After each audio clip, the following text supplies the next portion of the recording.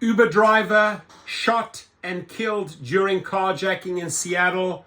If the family can come forward, if they have a GoFundMe, we would like to rally around you and help you.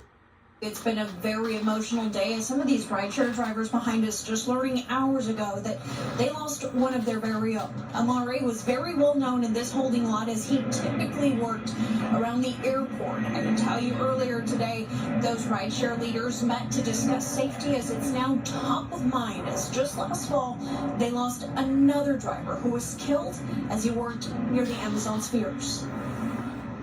Rideshare drivers are walking the holding lot near the airport, sharing their concerns. I know it's very sad. You know, we lost one of our drivers, member, that he was murdered. Seattle police were called out to the intersection of First Avenue South and South Walker Street around 3:30 a.m. A passerby found a man lying in the street with a gunshot wound. SFD did attempt life-saving measures, but they did find the man had a gunshot wound and was actually declared deceased here at the scene. The man was Amari Gadia, a 52-year-old rideshare driver, one of the first taxi drivers to make the switch and join Uber and Lyft, according to the Seattle Rideshare Driver Association. He's a very well-established driver who's very well known in this area, here, especially at the airport. Amari's family asking for privacy during this very difficult time, but took the time to share these pictures, saying their hearts are heavy as they mourn the loss of a hardworking family man who was taken too soon. They say he was more than a father. He was his family's rock. He worked tirelessly day and night to care for his wife and 2 children.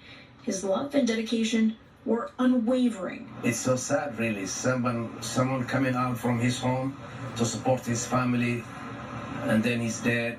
Amari had 2 jobs. He also worked at SeaTac Airport. Several years in a row, he was nominated the best employee of the year.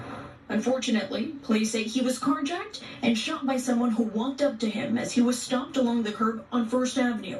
According to investigators, the individual was not a rideshare customer. After shooting him, they left him on the side of the road and took off in his car, this light blue 2014 Toyota Prius. It's not very surprising to us because there has been previously almost 4 other carjacks that have taken place where drivers were carjacked. We're getting back to the days of taxi violence, and this is very bad.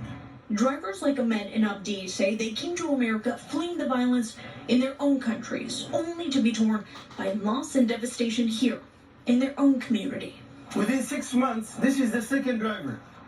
The previous driver, there is no case. His case went cold. Mohammed, he was my best friend. He was a very nice guy. He left 5 kids. Mohammed Kadia was a 48-year-old driving for Lyft near the Amazon spheres at 7th and Lenora back in September. A passenger was in his car when someone in a separate car drove next to Kadia and shot him in the head. Rideshare leaders say drivers are concerned. Losing esteemed colleagues is forcing them to take matters into their own hands, arming themselves. Hell, let them do that. Yeah, let them defend themselves in any way possible. Rideshare leaders say that they're working on safety measures to keep drivers and drivers safe. But right now we want you to take a look at Amari's car. We want you to see that. Take note that it was last seen in West Seattle, and note that it has a mismatched rim on the front right passenger wheel. If you see it, you're urged to call 911.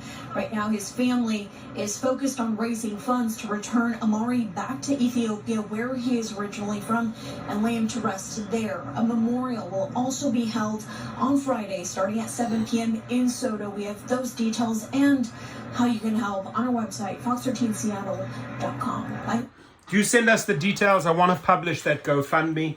But yeah, the company's spokesman coming forward, oh, we're working on safety. You're doing nothing, man. You're doing nothing. We're going to, sadly, Seattle's going to see more carjacking. Seattle's going to see more murders, as will all the other cities, right? Until these fools wake up. Why don't they eliminate the riffraff? Why are they not bringing us real photos, right?